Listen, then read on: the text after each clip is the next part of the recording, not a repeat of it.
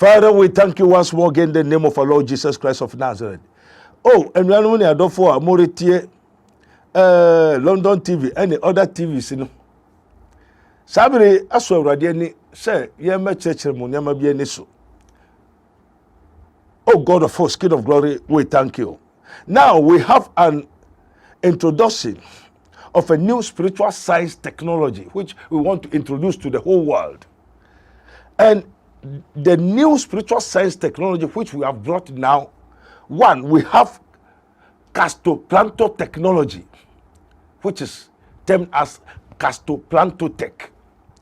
What is the castoplantotech? Castoplantotech is a new spiritual science technology which is casting out negativities from the spirit, the soul, and the body, then planting in positivities in the spirit.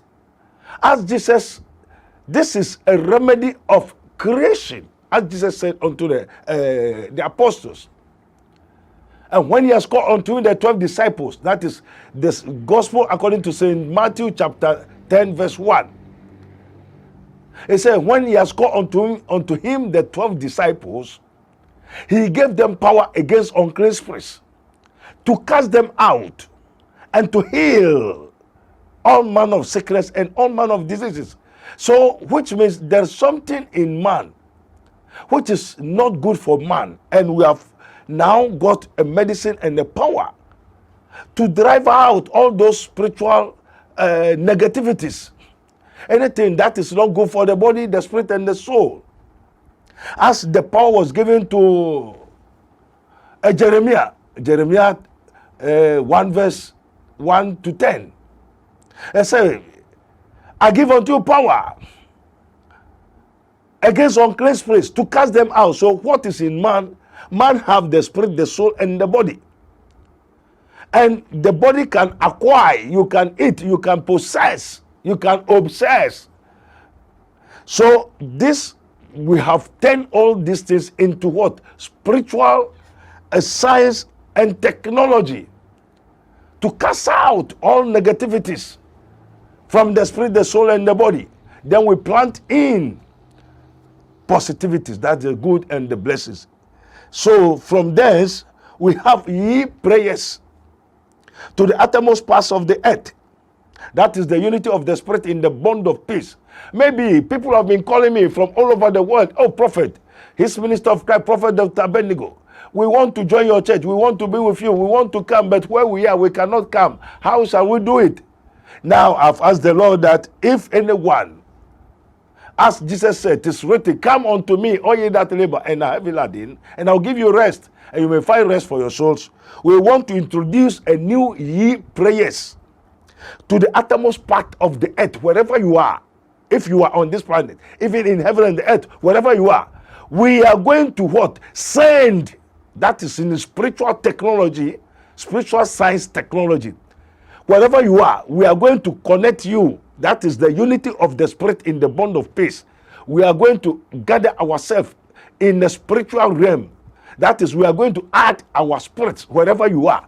And at the appointed time, we call you that this time, this is what we are doing. So that Jesus said, where 2 or 3 are gathered in my name. And if we are more than 10, 20, the Lord is greater in power. As it is, he sent his word from heaven to come and heal us. So wherever you are, I have the power and authority to send the Holy Spirit, the power, to come and save you, pray for you, do everything wherever you are, and heal you through spiritual science and technology. Whereas you cannot come from abroad, but I have something which I can do. If the witches and the wizards stay in their houses, dark rooms, and was able to destroy your life at wherever you are, that is what I have made a spiritual research. That is science spiritual research into what? The power of God that I have prepared. God has given me knowledge, wisdom, understanding, the keys to pray for you wherever you are on this earth, on this planet, wherever you are. So if you want to join the unity of the spirit in the bond of peace, you just WhatsApp us, call us using our telephone number, whatever, so that we communicate. We put your name into the name of God, so that we ask the Lord, because it is written, for our weapons are not carnal, but mighty through God to the pulling down of strongholds, casting down imagination, every high thing that exalts itself against the knowledge of God, and bring it to captivity, every thought to the obedience of Christ. Yes, I am his minister of Christ and the dispenser of the mystery of the kingdom of God. As it is written, you may know the truth, and the truth shall set you free. Again, we have ye wisdom and power. Ye wisdom and power. People want to build house for protection and blessing in human resources, governance, industries, chieftaincies, agricultures, entrepreneurships, business and finances, banks, schools, and in all sectors of establishment and settlements. For example, you want to build a house. You have bought the land, you started small time, there's a lot of problems. So many problems, so that you cannot build a house, you cannot do anything, what is going on. You need spiritual guidance, protection, and something to help you to finish your production.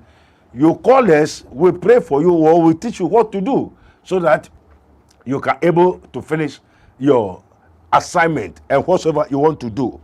So these are a new thing that we want to introduce to the world. That is ye wisdom and power. Understand?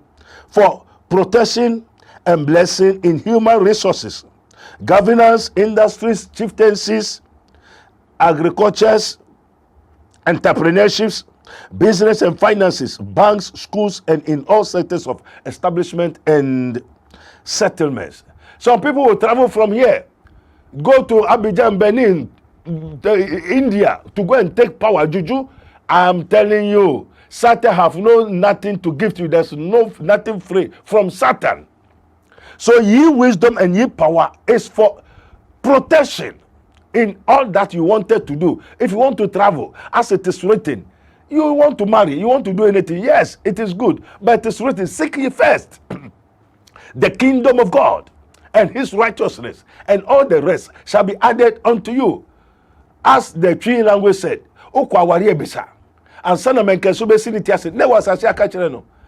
we don't do anything just like that in this modern world. We are in the world of what? Technologies, that is from analog to digital, is spiritual. You understand? As it is written, there is therefore now no condemnation for those who are in Christ Jesus, who walk not after the flesh, but after the Spirit. So be it in mind. For I remember you that we have a new introduction of a new spiritual science technology. Put it in mind. Thank you very much. So if anything, you wanted to call us, our telephone number 020 8599 576. 020 8599 576. 0278 977215. 0278 977215. Yo, and you know for Netintin in it and say, yeah, and she said for flu, yeah, for abefu, susumu. Baby, I will be a no abruchiri, we are suffering to member.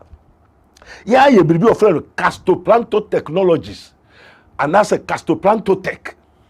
What you say? Castoplanto Tech and the fear won't nipeduen macran mujenum. Ye wadia ye beye. And that's a yes over bar. Ye to two side in frumu, near drea at the fufro. Send on Yankupon Fred Jeremiah, Uyamuja toda unayam, na minimum. And the mama to me say, and show ni penim, and tia biara, nemom tutu, bubu, diri, nasensi, ne fufro. And only Castoplanto Technologies. What you say? And Tino, Bribi how, Bribi choose baby will be an Obetima bar, no about to member. What you do, what send it, WhatsApp, number Bribia near no, as you say, Uquaya, Yaba Fasua, Yaba, Yene Radi, Antem Assem. And ye what ye prayers, that is spiritual prayers, unity of the spirit in the bond of peace.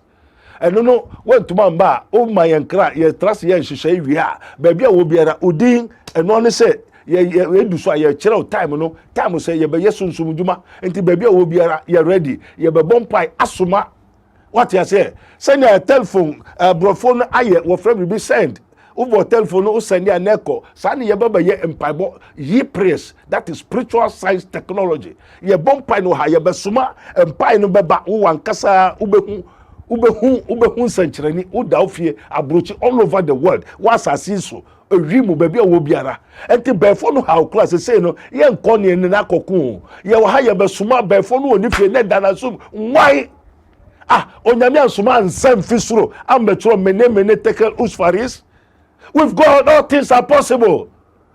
Christopher, the pastors want to we don't learn, we don't go for it. Me, a Radiama man who said, I have to go far above principalities and powers. So I'm talking about what I have power to know, power to do.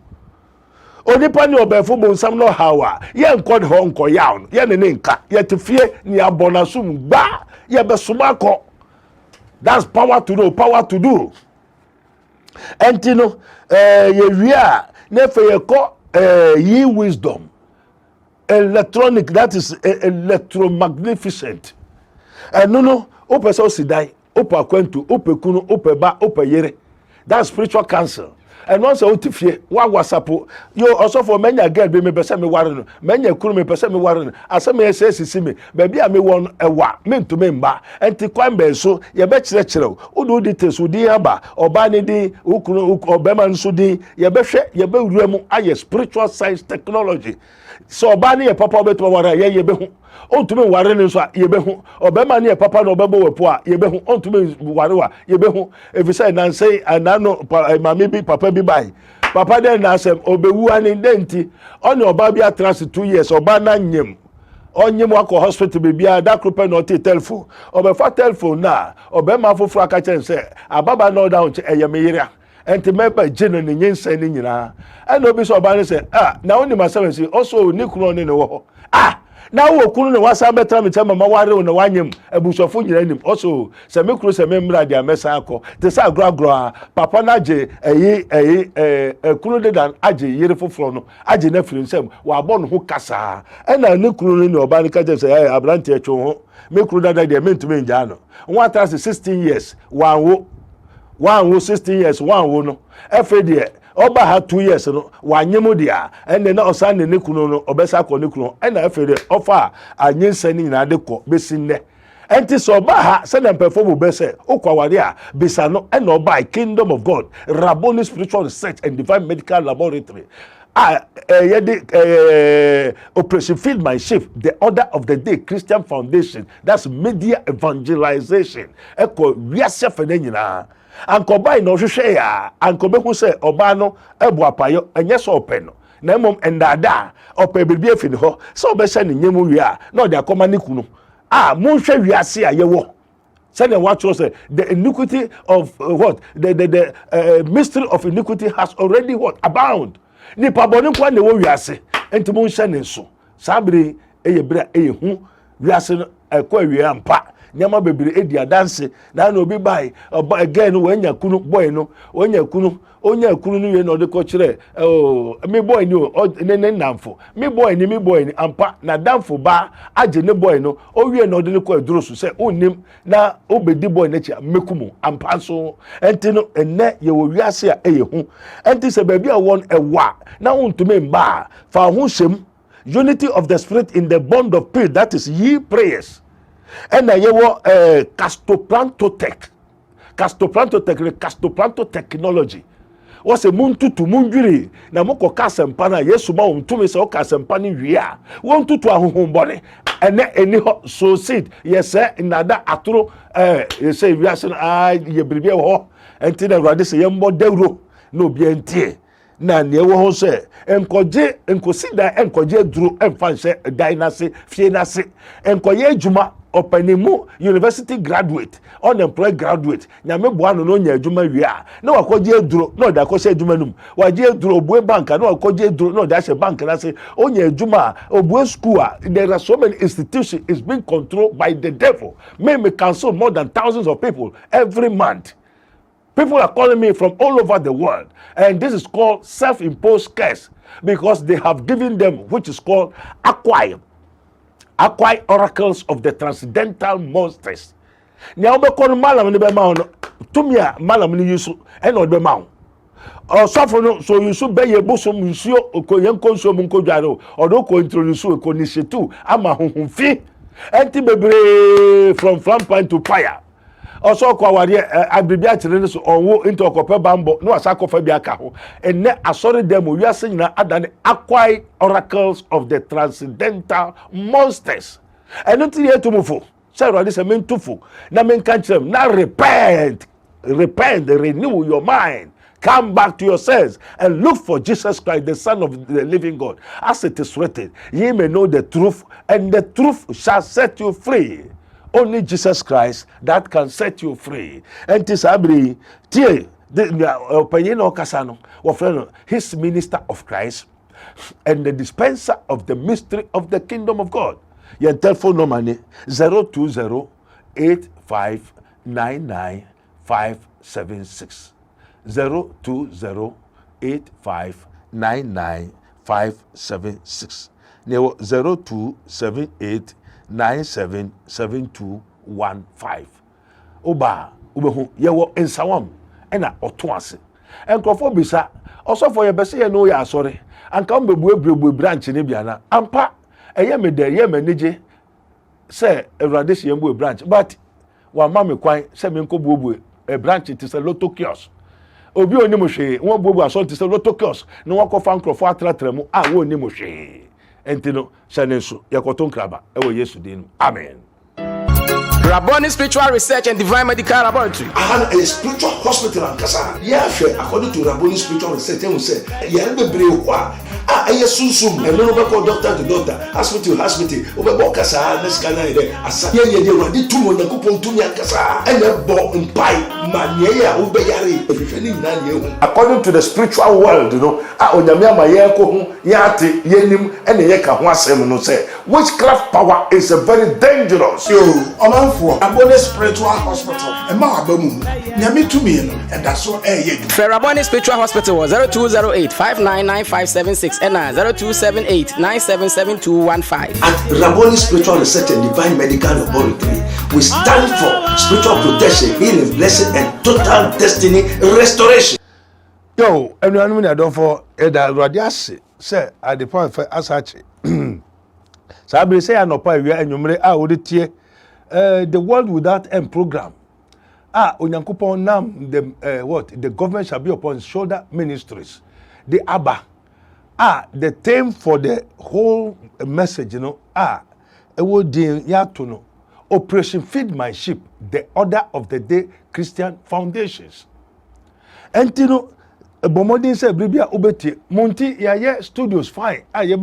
So many series, Radisi and Fambra, and Tiwusha, yes, so many, nice studio, what mysteries episode, baby, and you know, Bomodin said, Ubeti, now Beshe, never bow, no afro nuya, now Bribit, Roger, on Tiasa, out to me, Fred, ye prayers, ye wisdom. Castoplanto technologies nyama bebere ho ebe chechero ena the Bible nankasa bebere kwa onim Bible say Bible eyeden ena what is the mystery of the Bible no kwa onim the Bible is what Bibliosarium Sialomaticum eye chero samoa before Abraham was it is what you say entino ene topic a Ewrade de ba eye hu ni say the mystery of troubles. Also your troubles are no troubles to God. Your sorrows are no sorrows to God. He will save you from your troubles and your sins. If you come to Jesus, you will feel so free. I say your troubles are no troubles to God. Your sorrows are no sorrows to God. He will save you from your troubles and your sins. If you come to Jesus, you will feel so free. As it is written, come unto me, Matthew 11, 20, 29, 30. Also, come unto me, come, mumra. Oh, ye that labor in heaven lady. Mo amo swadi swara mo komorebo. They say you be call oman biso. Oman na ojo fi musu o ha obre amane asa ko man foforo biso. Tiere ko man papa biso. That is the world without end. Eho yare ni ho, osu ni ho, awabo ni ho, ohie ni ho, kobi ni ho. Unya ka se kobi potom na oye ma me pensuo na ba me pa ice cream yogurt no ye piu no pe na oye fru na aye ma ne yogurt o pe yi na pa ne o bresa o kura me ka se onum ti ache hwe milk kura ntumi ntobi wo so mo janyina saka suko ni se onum milk ache susha ade chi kwai wo Yesu Kristo de dumu amen. O say the mystery of trouble hintasemo ewo ohaw ho sene Job 5:6 Onyankopon aka kire nse ohaw mfim futumam musum fifem na yewu onipa etu mu na meni wanka mahwehwe awurade achi kwai awurade o man soto ya nwade na me de masem akoma no what you say ento se munko jiro kwantempon ni so na mohwehwe baabi akwampane wo na mohu amoafa asafo asori entumen jew ni abeje ni Yesu Kristo nti na yerebo Yesu Kristo. We are doing media evangelism. O se enko wiasa fa nyina nko ka sempa no enti ni enam radio TV ni ade so online so ni edebo wiasa fa nyina se montie na ni baabi obekọ no o how no the mystery of trouble or how ye wo to mu umpo us in sin did my mother conceive me in sin bonimu na me na nyin se me. Enti oja meka che Jeremia mra oda mo oye mojato da una ye na minimum enti mra wo ye nyemu no na wo ya ofiefo atworo din atworo how no meye obribia na ye de tag na abo ho ansa na obawu enti obawu no so okromfo no hawo no owudifo ni hawo because o shebre yasesa they have changed your destiny. They have now imposed what curse upon you unless you come to Jesus. What you say enti abako sem tren say papa bi no ofre no Job no odo Nyankopon oye training ni oye bribia ento nyame ball no ho ban ena da kro Nyankopon se me ma mo amoso me na mo yimaye ena mo mesiem te sese na ye kwa asore ye kohiem no eno nyame fa Bible no oguso kenkan ofiase ba be campaigner otwase no Satan ba ho ena Awurade ye di se wonja Bible ne kan ansa oni so nyame oya asore se oni mo nyame oya asore entimra baba ya sorry na baba kan Bible na pe na Satan bai and Awurade say yes munja Bible ne kan na obi abaha na sa nipa no ye hwe ni enti obai enti na oba kingdom ye frɛ ebegire ho ebisa wa no asem ene asɔre mo ahe na akwa ye frɛ obisa ni enti obai if you say onimo the kingdom of God ministry ye ho oba ye be frɛ abegina ho ene ebinum ene osofo na me fere o fere dey mra Yesu Kristo Onyankopɔn ya asɔre no Obosama ho friend be jira ho bisa no in the kingdom of God ministry we are not of ourselves yen ni Awurade aka ni ebeka na wa kire no obekire no say obi o onyame asem no obi onyame afre oko onyame asem te onyame asem no yes Satan o ye den wa ha no so oni na mokosoro ba fam no ohwehwe ochinchi se woni ma obi tetew obi chinchi obi pew say obi esumafiri obi pepew ohuniama opeso ye obribi onso oni na ekoba oni ni na ekọ asori o oni na ekoba bia oni na edidi ebom ko na eba ose nyame ne koba no no ane metamfo ene Awurade say me bajo mo nti ena ochinchi na Awurade ni mo nso bi san say den nti na obai na fe bonsam de fa ha tutu fa paso I say me no nti Job nti na obai no say yes and pass what can say Job nti na me bai and to obi to tell the how obre amane ato so wa pa sama ma wa suma free accident or how or can nkwanka aha no atom yes no obi suma free da enyi ni ya ana enyi nam ya onja hwe okohwe enti hwe ni ye yes suma free obi hwehwe obi po hawa ma no ha no so watom ni dawo afiri no girl no awudi nachi aware na akọpẹ bibi akọ wa hwehwe wa bisa Awurade wa hu oba na akọkọ ware no obema na akọkọ wa hu ayefuru bibi akọ no kwenti na obetu no wa hwe wa hu ana obi tetew into the mystery of troubles ɛna onyankopɔn sɛ Job nti na ɔbaa wɔ yes ɛna ɔbonsam sɛ yes ɛna ɔsɛ dɛn nti na ɔde Job akyi ɔsɛ nyɛ wo na wabɔ nyɛ wo Awurade na wabɔ Job ho ban na waboaboa no wanya sika no wayɛye ɛnti na Job som wo anaa na wo pɛ a gyae gye sika no na gye wo biribia na hwɛ sɛ Job bɛsom wo a hwɛ sɛ onyankopɔn ɔyɛ n'adwene sɛ ɔbɛyɛ Job bɔne but a Bible say God, Satan moved God, compelled God to come and do Job bɔne. Onyankopɔn yɛ n'adwene sɛ ɔbɛyɛ Job bɔne, but Job kɔbɔɔ Onyankopɔn paa sɛ onyame so yɛ onyame a ɛnyɛ wo no wama wabɔ no ho ban ɛna yi bambɔ no yɛ ne sɛ ɛna onyame bufui nanso na ɛnyɛ onyame n'adwene sɛ ɔbɛma wa ho akɔ ɔha mu na ɛnyɛ onyame adwene ɛnyɛ onyame ne pɛ yɛ akɔ asɔre akristofoɔ sɛ ne yɛkɔ asɔre ne yɛhu amane a ɛnyɛ onyame ne pɛ o ɔbonsam ɛna akɔbɔ onyame akɔtwe move God akɔfɔ onyame sɛ onyame nyɛ yɛn saa ɛma yɛn mbrɛ na yɛ ɔnhwɛ sɛ yɛbɛsom no anaa ɛno onyame sɛ kɔ nea wopɛ bia kɔyɛ Job na ne nkwa ne nkra deɛ ɛmfa wo nsa nka ɛnti ɔhaw bi wɔ hɔ a ɛnsɔhwɛ bi wɔ hɔ a onyame nim o ɛna ɔgya ama ɛba ɛnti sɛ wonnim a wo nso wantintim ye ne wangyina pintim na nsɔhwɛ ketewa bi na ɛkɔfa na onim kɔbɔ nyame so boɔ ɔsɔ nyame so nyɛ duro sɛ ɛnti asɛm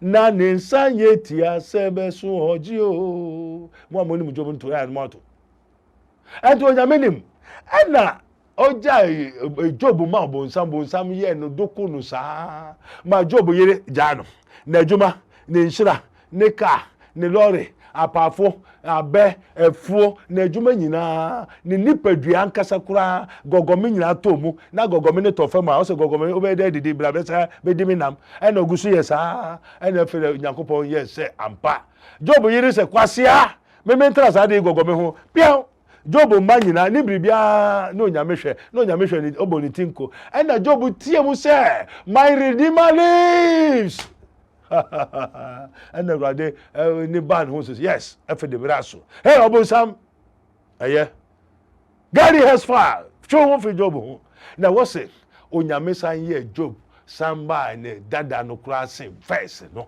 after Job yiri te baabi na ɔbɔ ne nsa otietie mu fa nkwasa sɛ yɛ de ɛkɔ na nia ɛsɔ Awurade ani ne yɛ Awurade de ne sɛ gyina penten wɔ o nsɔhwɛ yi mu yesu yɛ wɔ dɔfo biara Awurade ɔdɔ o se no bia o na ho de mu na no obede enkonem yesu ni ada amfo na ɛhɔ na ɔbonsam bɔ ne tinko sɛ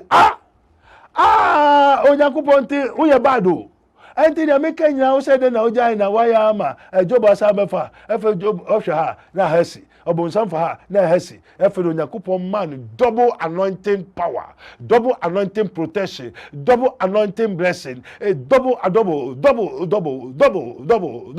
na Job nam otia fama double oboska double bribia double sɛmo ni mu a we have double and this obi so double sika wa jimi ankasa obi o double sika na so fa sika bra o pe 100 million o je 50 million ansa na wo wi awakoto oyere 50 million ansa na we disika no and enyo 100 million enyo 100 million na no wanya no waji and I want to be this kind of offer now obi akoji sika duro obi akoye double me say no double the any Jesus Christ so ni mu a so for God so loved the world that he gave his only begotten son, that whosoever believes in him should not perish, but have everlasting life. And in Galatians 5, verse 7 to 10. Also, who this trouble you? Who this hinder you? Near offering and you know not tatao. And this abri tronomano, phenomeno. Bra RABON Spiritual Research and Divine Medical Laboratory. The Kingdom of God ministers in Sawam and Otuase.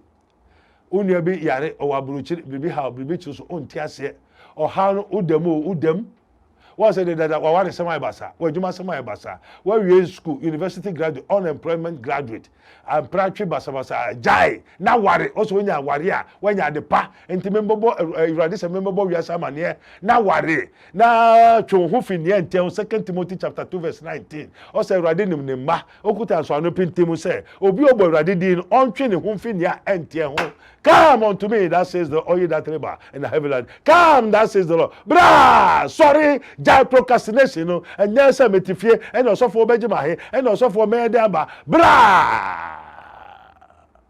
The blood of Jesus Christ of Nazareth, who was God and man in one person. And when they say empire call, no be so be sorry ya me yes mo jiri ebubu breki brekete. Abosu tu mi kremoto man agba so kusa be him abosam me the osuru jab jiri no. Say no yes mo ja destroy all the powers of the enemies. Now, in the name of Jesus Christ of Nazareth, Holy Spirit take control. Radi da wase. Shusha RABON Spiritual Research and Divine Medical Laboratory, the Okasano, his minister of Christ, and the dispenser of the mystery of the kingdom of God. As a testimony, you may know the truth, and the truth shall set you free.